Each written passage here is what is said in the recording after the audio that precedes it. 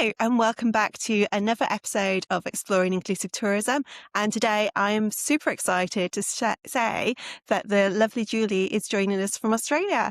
Julia, would you like to introduce yourself, please? Yes, of course. Thank you so much for having me. I'm Julie and I am the editor of Travel Without Limits magazine and the owner of Have Wheelchair Will Travel. Live in Australia and raise my son Braeden, who lives with a disability. He's a wheelchair user.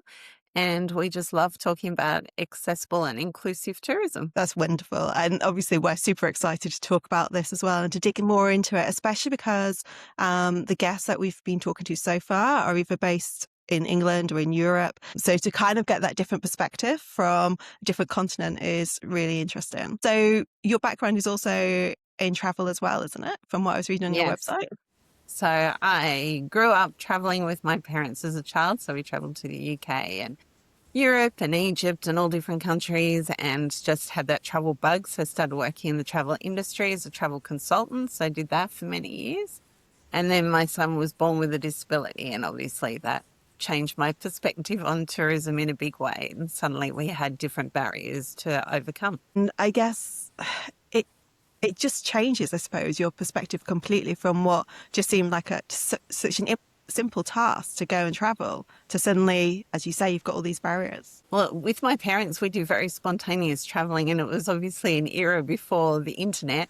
So we were traveling with maps and stopping at, B's and Zimmers in Europe and different places. And we just do it every day. We just decide where we're going to stop. And so when Braeden was born with a disability, it just seemed like really hard. And when a wheelchair became part of our it became even more difficult. So it was definitely an awakening for us. And it just felt like we were quite isolated from everyone else we knew, really, because we didn't know anyone else that had the same challenges when they wanted to travel. Was that what kind of sparked the Have Wheelchair Will Travel and your Travel Without Limits kind of route that you've now gone down? Is that what kind of sparked it, or had it sparked earlier? Was it later? So I guess for us, we'd always imagined that we would do travel with our children like my parents had. My parents had taken me traveling for 6 months, and it was just such a pivotal part of my growing up that I always imagined that we would do the same. So at first, when Braeden was diagnosed, it just seemed like everything we thought we would do had come to a grinding halt, and it didn't seem like it was possible. And then we won a trip to Disneyland, and the company that had organised the prize for us were great. And they were just like, we realise you have different considerations. So we will sort of give you the same amount of spending, the same amount of budget, and you just work out where you want to stay and what we can do. And so when we came back from that trip, it was so liberating to do something that we didn't think was possible. And we'd researched it so much that it seemed a waste just telling friends and family and other people about it. And so we started Have Wheelchair Will Travel. And at first I thought, who's going to want to read this? And I remember pressing, for the website to go live, and it just seemed such a big moment to do. And of course, nobody saw it for quite some time. And then this community grew, and the community is really what spurred me on to want to do the magazine, because what I realised was Have Wheelchair Will Travel was telling one person's story from one perspective. And what I was hearing was once the community started growing and they got chatty and they got to know us, there were so many different versions of disability and what people needed. And I guess it comes down to the whole point of this podcast is inclusivity.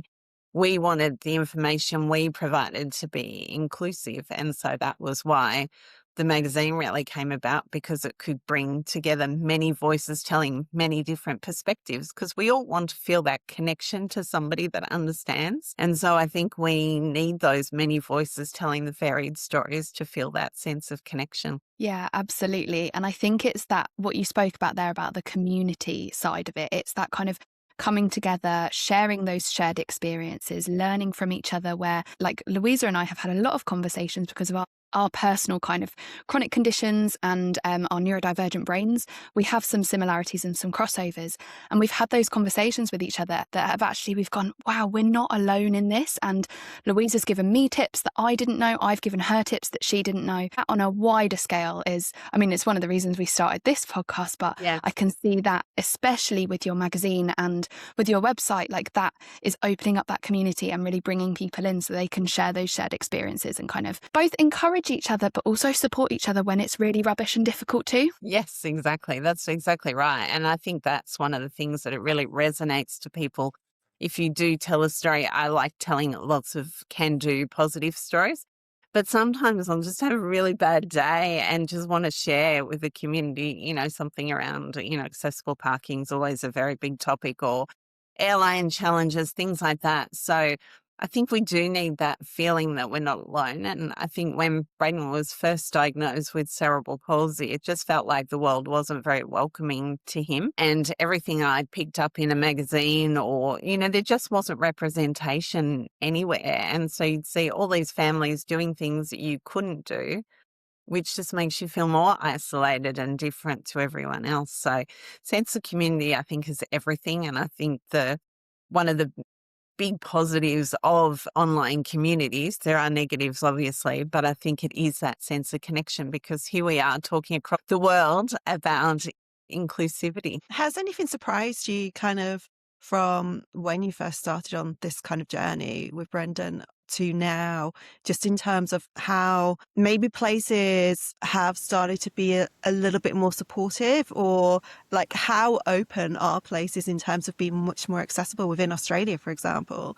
Is there a noticeable shift, or is there still a ton of work to be done? Both. So there is a ton of work to be done. And I would say that accessibility and inclusivity is not really keeping up with the pace that people want it to. So I think we've got a long way to go in that regard.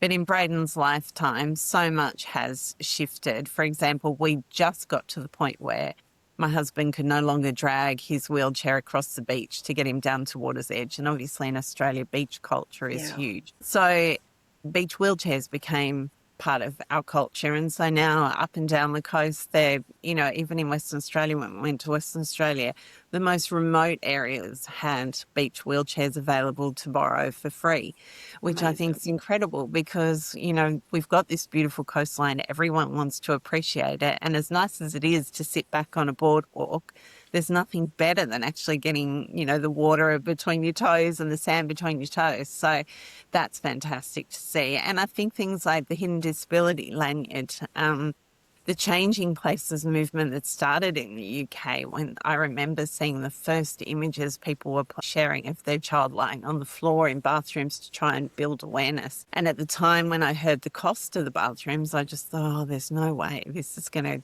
grow legs. And I was so thrilled that I was wrong. Like it certainly in the UK took off in a big way, and thankfully the world has caught on. And in Australia, the Changing Places movement, New Zealand's got the Changing Places movement. So there's definitely been huge gains, and I think the fact that we can now share ideas across the globe also helps. But what would be lovely to see is all the countries coming together and us all putting together best practice, instead of just tooting our own horns about the one thing that we do really well. It would be great just to bring everything together, and we'd have a much more inclusive society. Have you found that there's been sort of like a one place maybe that you've been to that's been super accessible for you versus like other places which are just, more of a tick box kind of location? I would say there's some great places in Australia. We had a year of accessible tourism in Queensland, in Australia, in one of our states.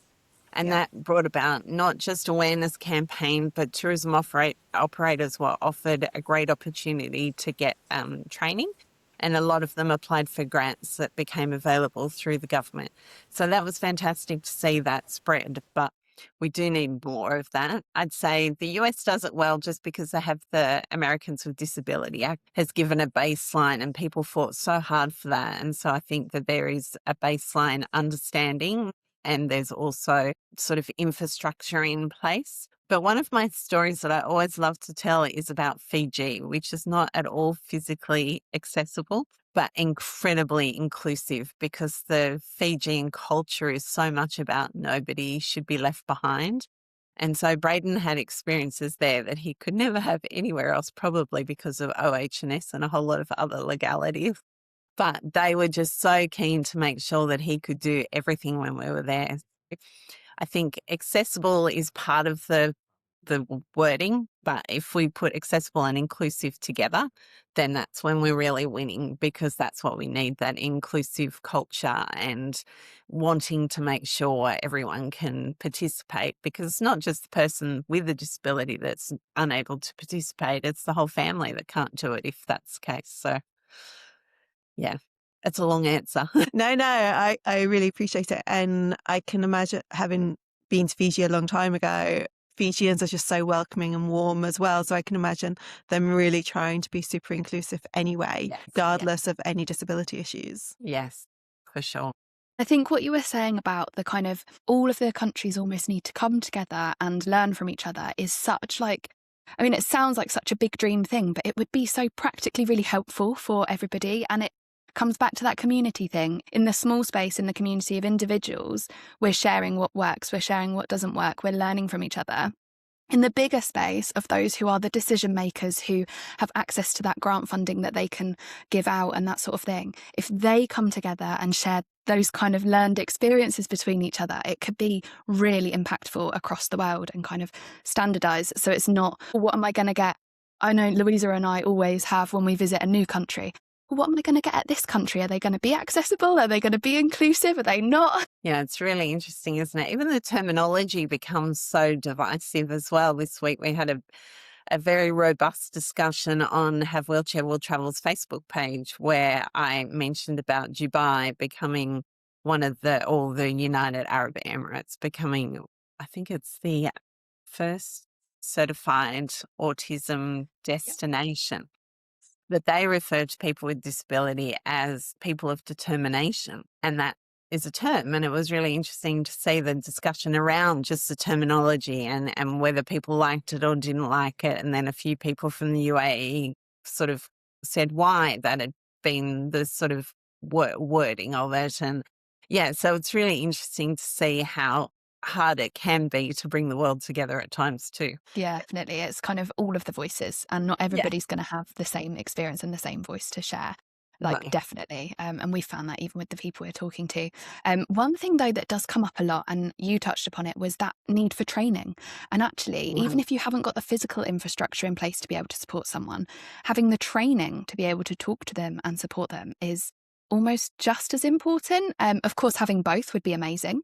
But Yes. the way that you're treated and spoken to, I think, is huge. I think so. And I just think people having some kind of empathy to actually, and that would make even the decisions regarding money and grants and those things move a lot faster if people had lived experience, I think. Definitely. And listening to those with lived experience if you don't Yes. have it yourself. Yes. Yeah. So actually on that, why did you particularly want to be part of this kind of podcast and wider conversation? That kind of, I suppose I say wider conversation, you've started that wider conversation with the stuff you're doing, but yeah, why? I think because we need to talk about it more and more. And I think the more we talk about it, the better understanding we have. And I think even within the disability community, there is a real lack of understanding for something other than your own situation. And so, our experience with Braeden is so different. He has a wheelchair. He has a very visible disability. I think there is a lot of misunderstanding around invisible disabilities or hidden disabilities, whatever you'd like to term them. And I think we just need to broaden the conversation and look beyond our own situation. So any opportunity I can have to talk about it, I just love talking about it because A, it's passion. B, I think the more understanding we can get across the globe, the better. And you just hope, sometimes I hear if people email me and they've heard a podcast episode and it's, broadened their experience or opinion on the topic. And, that's really rewarding. So I have a question about your magazine. And Yeah. I would love if you could share with our listeners what it is, if they're listening from Australia and they're thinking, this magazine sounds brilliant, I've never heard of it before.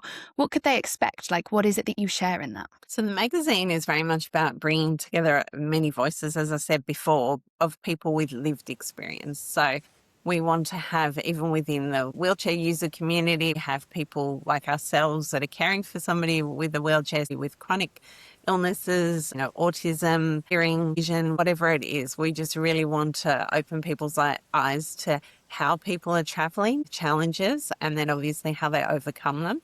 And then we also try and put them in touch with services that are being offered. So I've just recently had a conversation with Perth Airport, for example, and they were telling me of all the different facilities, features, programs that it's putting in place to try and make it easier for travellers with a variety of disabilities to travel through their airport. So it's really about connecting people with information, because I think what we found with Braeden in particular when we first started travelling, and still to this day, that there is a real lack of information out there. People are frightened, I think, to say that they're wheelchair accessible because they're worried that they won't be right up to scratch. And so we always say, show, don't tell.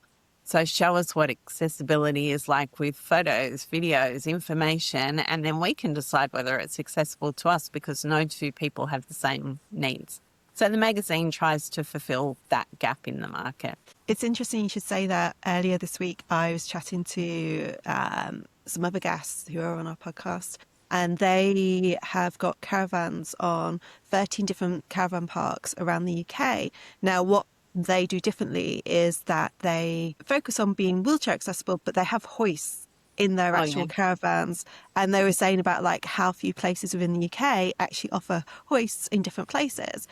But what was really surprising to me was just, they said they went to this one park and they were really shocked because they were looking to have one of their caravans on this site, but their changing areas, they had a hoist in there. Now, nowhere on the website did they mention anything about these amazing facilities that they had on their site. And like we were just discussing, so kind of interested in your opinion on this as well, as to why do you think it is that some businesses, companies, holiday places don't like to share that they are accessible and they do have these extraordinary, which shouldn't be extraordinary, but these extraordinary changing facilities, which would attract more people, but yet they seem to be so reluctant to share that information? I think there's two things. I think some people don't think of it. So the people that are actually just doing it because they feel that it's a really good thing to do don't necessarily realize that that information is so powerful to others. And I think word of mouth is very strong, but you can't just rely on that. I think in some hotel groups, I stayed at one hotel, and in Australia it's not actually that common to find pool facilities as far as always store a chair into a pool. And I said to them, I didn't see it anywhere on your website that you had this. And she said, no, we don't have it on the website. And I said, oh, well, you should. Like, I always give them feedback after we've stayed at a hotel somewhere. And she said, oh, no, it's against company policy to have a photo of that. As though they're almost ashamed of having. And they're an American company, so a hotel chain. So I would have thought that that would be part of their culture, because in the US, you can't. Most places have, as part of the ADA, a pool lift into the pool and the spa. So it's complex. I'm not quite sure why people don't do it. I often speak to PRs for hotels, and I say to them, if you're doing a photo shoot for the hotel and you're paying a photographer, it does not cost you any more to take a photo of the accessible room. Haven't thought of it. Great idea, Julie. We'll do that next time. But I say to them, well, I can't share your news that you're asking magazine editors to share if you don't have the accessible imagery, so you're missing out on free publicity. So it's really, I just think people don't think quite often. It seems crazy, doesn't it? And I do wonder if there's sometimes that feeling, as crazy as it sounds, that they have that fear about almost sharing that they're accessible, inclusive kind of organisation, because they're scared that actually will that put off other customers? I have one place that they're the best mainstream accessible accommodation I have seen in Australia, and they're a holiday park, and they went to extremes with what they have put in inclusivity wise. And I just said to them, she said, "Oh, would this wording be okay?" And she sent me the wording for their website when they put in these new cabins. And I said, "Why are you saying wheelchair friendly?" So it's wheelchair accessible. But I said, if you're concerned about it, then put in the measurements and put in a video tour and photos. And they did that. And their business, as far as their business study went of how quickly they filled those accessible cabins to what the normal return on investment would be, it far exceeded it.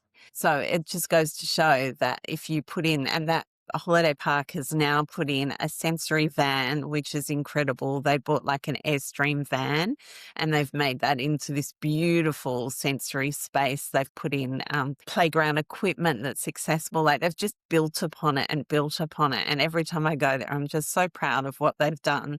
Even their splash park and their pool's accessible because they've got pool wheelchairs, and yeah, it just makes me so happy every time I go there. And we just went there last year for International Day of People with Disability, and they invited disability community members to come from different day programs and different organisations, and just see the place buzzing with so many people that could do so many things was just incredible. It's such an amazing opportunity though, isn't it? If you've gone Yeah. to those lengths, and the amount of people that you're going to attract, because so many people get nervous to travel anywhere because it's never clear on websites. And even if you contact, still, at least I find, my son's autistic, but I will contact different places to find out information. And they're like, it's on the website. And you go to the website and you're like, there's nothing there. No, And it's just crazy. Yeah, it's lazy. It really is. And it just means people are losing out on money, which you'd think that from a business perspective, you could be attracting all this. And then, as you've said previously, through the communities and the word of mouth, business would be booming. Yeah, well, I sat on panels before at hotel convention, like conferences, and I've said, put your hand up if you'd say no to any business, and no hands go up. And it's like, well, why wouldn't you look at this, part of the tourism sector? Because it's good business. The rate of return visitors is higher. The word of mouth is higher. Number of people that travel in a group is usually higher. So, the sort of elevator pitch is very simple. It's why aren't you doing it? Yeah. And I think perhaps for some, it's that fear of, if we don't get it perfectly right, then we don't want to try at all. And actually, I really like what you said about you encouraging businesses, show us, don't tell us, because when you share a photo, you aren't making any promises that aren't there. You are showing exactly what is there. And that might be accessible for 7 out of 10 people who look. And so that's great. 7 out of 10 is better than 0 out of 10. So then you can strive to be 10 out of 10 people who look will find it accessible. And yeah, I really like that tip to kind of show, don't tell. And something else that I love as well when I was looking at your websites is the amount of tips of information that you share on your website, and like the way you've kind of categorized it, I thought was brilliant. But from your perspective, do you have a platform or a travel tip that you'd recommend for people? I think for me, it's always don't assume. That's my biggest tip. So I always say to people, it's really boring, but to research, plan, ask questions, I think is the biggest thing, because just because one hotel has had one wheelchair user through does not mean that they understand what everyone needs, and the same for everyone else. Like you only have to see. If I put up I did one actually on the Australia Zoo has got accommodation. Everyone knows the Irwins. I put up this post with this beautiful 3-bedroom lodge, and just to see the variety of comments of, oh, that's beautiful, that would suit our family. And then somebody else, well, I can't get into the bath. I can't do this. I can't do that. And that's fine. Like I understand that there is such a variety of needs, but yeah, I think people really have to research it and make sure. And one lady sort of messaged afterwards and she said, I know it's really expensive, but it's my daughter's 21st. And I've rung them and they've been so accommodating, and they've said I can, hire a high-low bed or electric bed to bring in, and I can bring in a hoist and something else, other piece of equipment she needed. And she said, we'll be able to fit all my daughter's carers in and we'll be able to have a wonderful time. And so it was just that sign that, people do need to ask the questions and be quite open with accommodation providers or airlines of what you need. So We're very communicative when we rock up for a flight and, or when we get on the plane and the flight attendants say, let us know if there's anything we can do during the flight. And we'll sort of give them the list and we'll say, Braeden finds it really hard to be contained in a plane for a long period of time and he might be restless, but he's fine. And, we're just communication, I think, is key. Great tip. And I love that Australia Zoo were so supportive. Yes. How wonderful to make a 21st birthday so special. And I'm sure they were thinking, what are we going to do? Or what can we do that just makes them feel like, just a regular 21-year-old rather than someone that has got these disabilities. Yeah.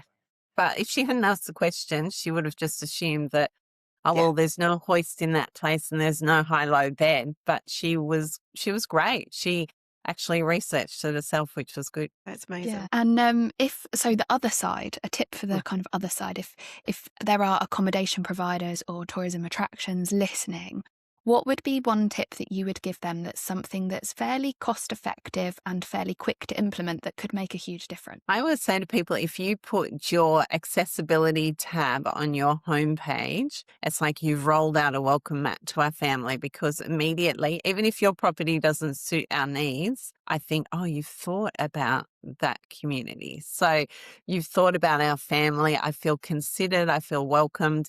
And I think that's a really easy change places can make. And then once people click on that accessibility tab, it's just have show, don't tell. So have the photos, have the information, and it takes the pressure off you as accommodation provider because you've provided lots of information. So if somebody comes and it's not right for them, the information was there. They've made a more considered decision and an informed decision by going to the website, you would hope. I think that's such a good point, though, because as you say, by putting that on the website, on the homepage, you instantly feel seen and acknowledged, even if it's not right for you, but just to know it's been a consideration makes a huge difference. Quite often it's under frequently asked questions, Yeah. but you have to scroll past everything else. Or tiny in writing on the footer. Yeah. I know that one. Actually, sometimes what I find quite frustrating is you click on an accessibility link in the footer and it just takes you to, how is our website accessible for you? Yeah. And you think, no, that's not the information I want. Exactly. I was going to jump to our magic wand question. But I was going to ask that question too. There we go. So aligned. If you had then a magic wand, we ask all of our guests this. If you had a magic wand and you could change absolutely anything about travel and tourism, what would you use it on? What would you change? Can I have 2 wishes? Yes. Okay. So the first one would be air travel. I think that's probably one of the largest sticking points for people because a lot of people just simply cannot travel on an aircraft unless they are comfortable, and many people have such complex seating needs that an aircraft seat is just currently not cutting it for them. So within the disability community, there's a huge outcry for wheelchairs on planes, which is very complex. And having worked in the tourism industry, I understand that, planes are currently configured a certain way. It's not easy to retrofit a plane.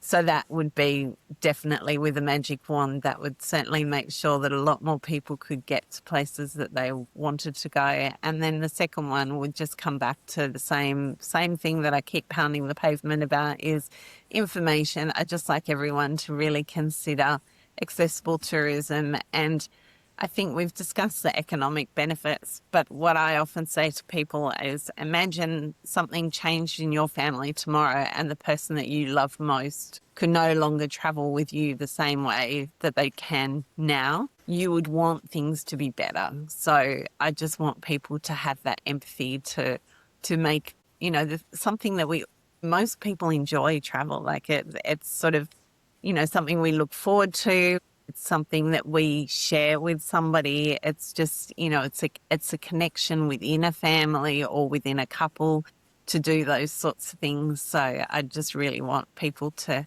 want to do better. I can understand that. It's, as you say, and for Amy and I, something we both love are adventures.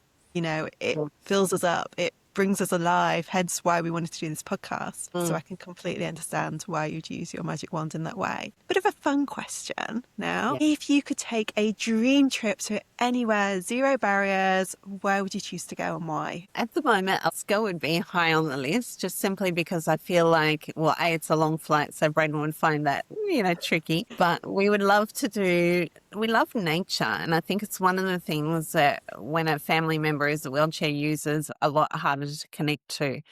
So nature experiences would definitely be top of our list in Alaska. And it just feels like wild and untamed. And yeah, it just feels like it would be fun. An amazing place to visit.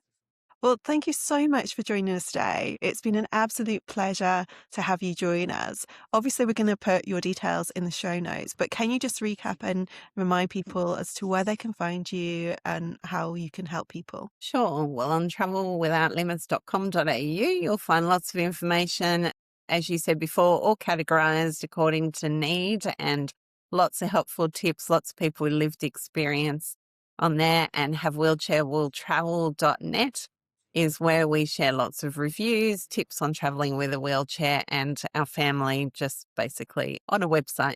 No, thank you. And also, I loved all the pictures of you from traveling from years gone by as well. As you can tell, I had a good look around your website. You've been snooping. Completely stalking. Research. No, but thank you so much. We really appreciate you joining us today. Absolute pleasure to be here, and thanks for the lovely chat. Thank you.